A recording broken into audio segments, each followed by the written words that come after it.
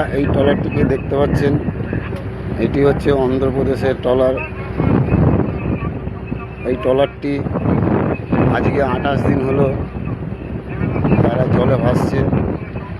তাদের মেশিন খারাপ হয়ে গেছিলো, খারাপের জন্য 28টা দিন তাদের এই জলে জলে ভাসতে হয়েছে। এই 28টা দিন ঝড় বাতাস ওয়েদারের উপর দিয়ে এরা জীবনের লড়াই করে তারা আজকে আমাদের সামনে পড়েছে। তাদের এই ইয়ের জন্য আমাদের সামনে পড়ে আজকে 26 তারিখ আমরা ঘাট থেকে ফিশিংয়ে বেরিয়েছি। তাদের 30 মাইল দূরে তাদেরকে দেখতে পারি।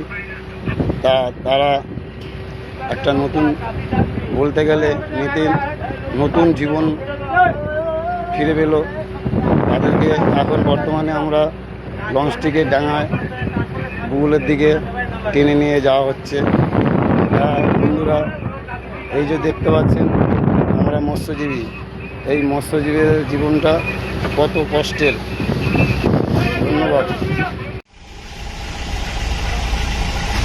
এটা